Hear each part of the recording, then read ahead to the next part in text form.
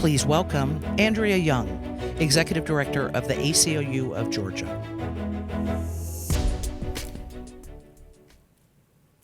As we meet this evening, we are in the midst of the COVID-19 pandemic. This crisis has illuminated the fissures in our society. As a country, we must not turn away. Black and brown people are dying from the pandemic because of structural racism in our criminal legal system, our healthcare system, our economic system. At the ACLU of Georgia, we are committed to doing all we can to ensure that our community emerges from this crisis more committed to justice and equality. From our homes, our staff and our board have joined the national ACLU and ACLUs in every state to respond to the numerous civil liberties crises posed by this pandemic. By the time the governor of Georgia issued his stay-at-home order in March, the ACLU of Georgia had moved nearly all operations to our homes, and our work continues, not only unabated, but arguably with more intensity, to defend our democracy.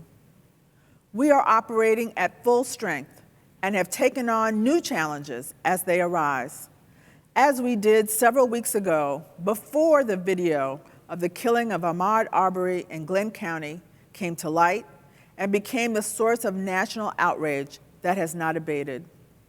We are working with the NAACP and other partners for justice for Ahmaud. We have called for the resignation of the district attorney and the creation of a civilian complaint review board. We will stand with the people of Brunswick until justice is done. Universal voting is the fundamental endorsement of equality.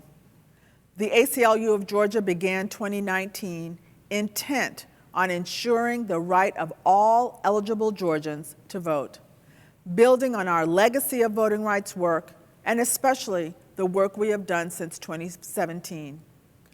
We focused on voter education. We monitored the activities of county election boards. We ferreted out attempts to suppress the vote through roll purges, poll closings, or relocations, and the many other tricks in the voter suppression playbook, and that work continues. But our work was not merely reactive. We have taken the initiative. We have recruited and trained hundreds of volunteers to participate in the electoral process. We organized and prepared to hold town halls for voter education.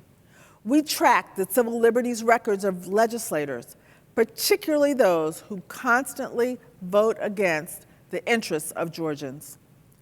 We were very busy on voting rights when the Georgia legislature decided to take up legislation to ban abortions.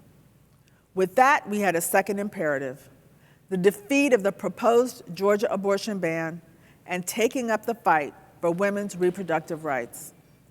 Last summer, we filed suit against the governor to overturn the Georgia abortion ban in Sister Song v. Kemp.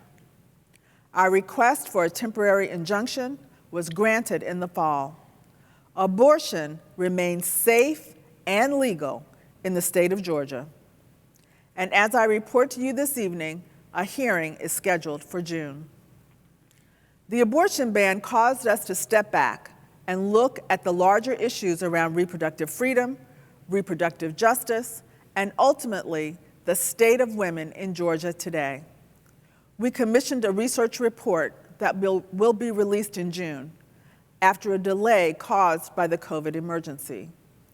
Using this data, we will launch our deeper dive into the full range of women's rights in Georgia. Over 70 organizations have signaled their interest in this work. The abortion ban law passed the House of Representatives by only 2 votes. In this election cycle, we can build a firewall to prevent any more legislation that undermines women's rights. My grandfather used to say, "Don't get mad, get smart." Well, I think we have a right to be mad. So with every new outrage, my refrain is, get mad and vote. We are committed to the voters most vulnerable to voter suppression. As President Lyndon Johnson said when he presented the Voting Rights Act to Congress, every American citizen must have an equal right to vote. There is no duty that weighs more heavily on us than the duty to ensure that right. We have a focus on voting that is broad and deep and adapted to our new reality of the pandemic. Thanks to generous donors, we have added an attorney to our legal department to focus on voting rights. Now, fair access to the ballot means being able to vote by mail. Last month, together with the National ACLU and Black Voters Matter, we filed a lawsuit in federal court challenging the constitutionality of requiring voters to buy postage stamps in order to vote. This is a poll tax and unconstitutional. The case is under review in federal court. We produced a webpage, How To and FAQ, on requesting a mail-in absentee ballot application and filling out the ballot, including downloadable infographics, FAQ, and how-to videos for each, in English and in Spanish. We've amplified our social media around voting with a paid social media campaign featuring videos in English and Spanish. We have an educational resources on candidates, their record, and positions on civil liberties issues. While voting rights are front and center, we are vigilant about criminal justice in Georgia. Our state has a terrible record around incarceration, bail reform, and racial disparities. In early March, in response to COVID-19, we sent open letters to the governor and the commission of the Georgia Department of Public Health, to all sheriffs and district attorneys around the state, and to the State Board of Pardons and Parole, urging release of pretrial detainees and people nearing the end of their sentence that pose no threat. And we are even now preparing a lawsuit to release prisoners in one of the state's largest jails.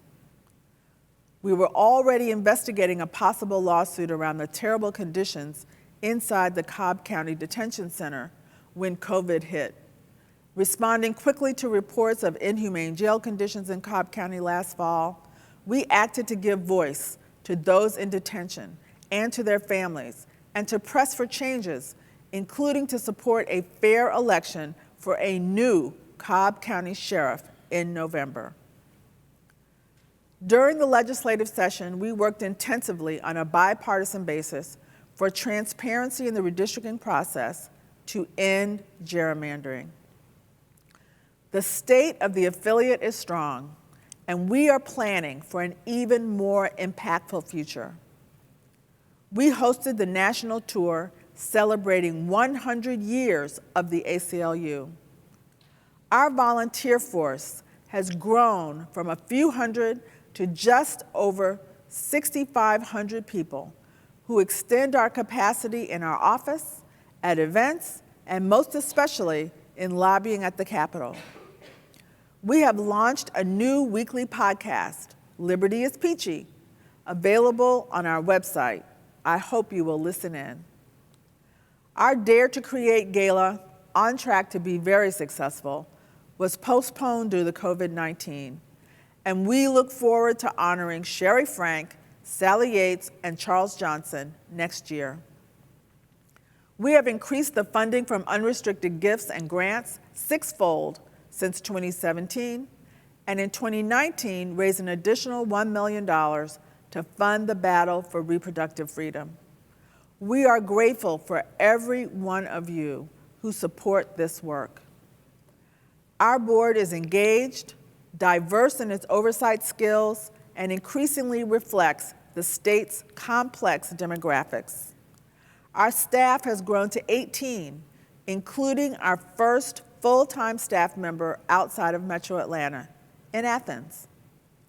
Your support, your engagement makes this work possible. We cannot do it without you. Thank you for every retweet, phone call, check, envelope stuffed, presence at a rally or town hall, meeting attended. This is serious work that must and will continue to defend and protect the civil liberties of all Georgians in the coming years.